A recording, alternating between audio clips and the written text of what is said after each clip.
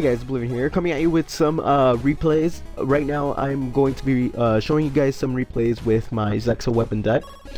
Before I say anything else, I decided to do some replays just because I feel like the frame rate is a lot faster when I do the replays instead of when I do the duels, and sometimes it gets really fucking annoying to, like, you know, yeah, to do the duels and just lagging like crap because I'm recording at the same time.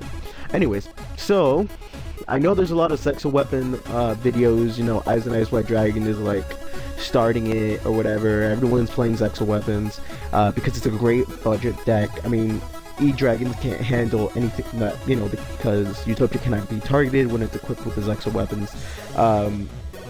And I mean, not really many decks can handle Utopia at over 9,000, you know. But if you've been one of my subscribers for a long time, you guys know that I've always been a fan of Zexo weapons, even when there was only two, which was Tornado Bringer and Leon Arms. I'm sorry, bullshit, when there was three: Leon Arms, Tornado, and the Unicorn Spear. So I was the first one. I feel like I mixed it up with Constellars when Constellars were still OCG and whatnot. And yeah, I'll be doing an updated deck profile on that. But I wanted to do something a lot. I wanted to mix the deck in, because the Zexo weapons could be mixed in just so many decks that could just abuse it. As you guys know, one of my favorite cards, like in the top 3, is Inari Fire.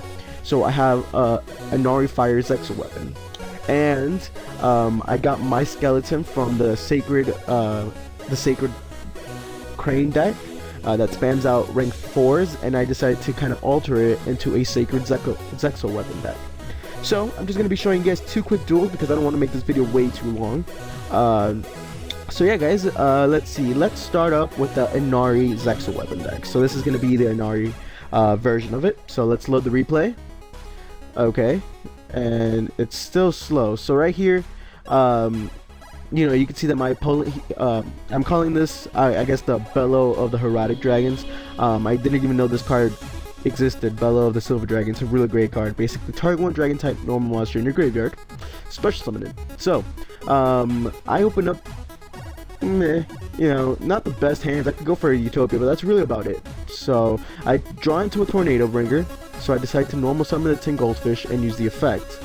He decides to Veiler at that moment, but that's fine because I'll just set the Call of the Haunted because it's probably going to get destroyed. And if he doesn't decide to MST, then I could just bring it back and go into a Utopia. So he's going to go and normal summon the Herodic Dragon of a set, and a set comes down to 1,000 attack, and he's just going to decide to attack 200, which I'm perfectly fine with that. So he's going to set the Compulsory Evacuation device, and during his end phase I am going to Call the Haunted, back my Tin Goldfish, because I really didn't have any outs except for XYZ play. So I decided to go for a Tin Goldfish, and then my draw phase, I draw into a Star Drawing, which is amazing. It's basically I guess the wind-up rabbit, I'm sorry, bullshit, the wind-up shark, because I know a lot of people are mixing this in with like the wind-up engine, which is a really great, but I don't know, I don't like it. Star Drawing is like the level manipulator because you go into level 5s with Star Drawing and Instant Fusion. So I just decide to normal summon the Star Drawing, and I special summon the Inari Fire and go for the Shockmaster. So I go for the Shockmaster because I know if I call effects, he's basically screwed. But you see he has a Veiler at hand, so, you know, I really don't know why he would have done. I guess he wanted to keep his set. But yeah, I still get the effect of Star Drawing because it was used as an XYZ material. So it gets bounced back, and I draw for Star Drawing. And I decide to Monster Reborn, Star Drawing, because again, it was my only out, and special summon the Inari Fire. I decide to deal some damage and just attack for 15 and 16. And then main phase 2, I go for Utopia. And then I get Star Drawing's effect to, when it's used as an XYZ material, to draw. So it's like a mini little, you know, draw engine. And I draw into an Instant Fusion. So if I draw into a Star Drawing again, because I am running 3, I can go into a Zexo weapon, Leon Arms. And then I decide to equip the Tornado Bringer and set the Mirror Force. So my opponent here gets the heavy, and of course they always get the heavy. Always. It never seems to fail. So I draw into another Inari Fire. So here I'm thinking I could go all in Instant Fusion, bring the get a Photon Pappy and just attack, but I'm like, I'll keep it, whatever. So yeah, here, like when he doesn't draw, I'm like, I'm assuming he doesn't have the Tefnuit, so he doesn't have any plays. But yet, then he gets a Heroic Seal Convocation.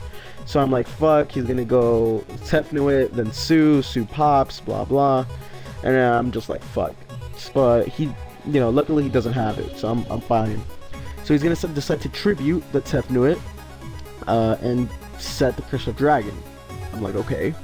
And he gets Tefnuit's effect to special summon the Walktail. Okay, so it's my turn. I draw into a Tornado Bringer, which is good as well. I paid 1,000 life points to special summon the Camilo Wizard. I'm not running the Krabalova blah blah blah Warrior, the Warrior Fusion, because since this is an Inari focused build, I prefer to have a Spellcaster to special summon the Inari. So I decided to go into a Photon Pappy's effect to flip this face up, because I didn't know what it was. And I just attacked for some damage here, 28-4 and 21. And I believe that next turn I got game, because, you know, whatever he's gonna go, activate Bellow, because I didn't even know Bellow existed. It's gonna go for an Atum. Atum's effect get Red MD, of course. Red MD's effect get Wattail. Gonna go overlay for Gaia, and then he's just gonna try and attack. But I have two materials, so I just decide to detach, because I know that next turn I could detach Photon Pappy's effect, flip the Red MD, and I could go for game, since Utopia's at 38. So right now I just won the game, guys. So this is it for the Inari version of the deck. Now I'll be showing you guys the Sacred Zexal Weapon, which has a better name. And here I open up pretty, I mean, not the best hand, but not the worst hand. I'm playing against Fire Fist, so it's a really great meta call, just because I want to see how it does against the meta. I did not face any Elemental Dragon player yet, don't know why, but whatever. So right here I could go Utopia and bring out the Tornado Bringer, which I decide to do. So I normal summon the Monk. Monk's effect to discard the instant fusion, get the Sacred Crane. Sacred Crane's effect to draw, because when it's special summon you get to draw a card. So it's, again, it's like a little draw engine, and I am running Start Drawing in this one as well. So I draw into a Compulse, so more defensive traps, which is really good. I'm only running, I believe, 8. I am running a 41 card deck. I feel like 41's fine, because you really do deck thin a lot. So I equip it, and I set the Compulse, and I end my turn. So, in this game I get kind of greedy because I wanted to get some damage. I Compulse is set. I still don't know what he's playing. Again, I just want to do some damage. And here I could go into a Monk, special summon another Sacred Crane, and do, you know, another Utopia, another XYZ. But then I decide to, like, keep it at hand, because again, you may never know what might happen. You're not fully in the clear unless you have the other one, which is Lightning Blade, because it saves your back row and whatnot. So you're never fully in the clear unless you have these two guys on the board. I didn't want to waste the instant fusion either with Summoner Monk's effect, because I wanted to draw a Start Drawing so I could get the Leon Arms and just go for my plays. So I attack for 30 and 100, he takes it, and I just end the phase there. Okay, so he draws into another Bear, and he sets a Hawk, and a Tenki, and a Tensen. So I draw into a Kagetokage, chain Kagetokage's effect to Tingoldfish, then Tingoldfish effect I decide to special summon the Monk, and since he set 2, I call traps because I'm scared of back row, and I don't want to deal with back row since I don't have Lightning Blade. So I call trap cards, and I just decide to attack. And now I see that he's playing Hawk. I'm like, fuck, I should have called spells, but I didn't want to run into any traps, so I decided to just attack for 38 and end the turn right there. Then he, of course, always open up the heavy, but he decided to activate the Tensen and the Tenki. He searches out the Dragon, Tensen the effect to summon the Dragon and the Gorilla, and then activate Heavy Storm. And then he goes Tiger King's effect to get the Tensen, and then he uses effect to negate everything. And then I draw into a Tornado Bringer, a Lightning Blade. Of course, you get one there, one late, whatever. Activate Lightning Blade to get to become 37. He activates Tensen, but I still get enough damage to win the game. So anyways, guys, hopefully you guys enjoyed this DevPro replay. Again, it's a lot faster than if I were to record, so I think that's what I'm gonna start doing from now. So hopefully you guys enjoy the duel, the replays, and let me know what you guys think in the comment section below. I want to do a little contest, like which one would you guys like to see first.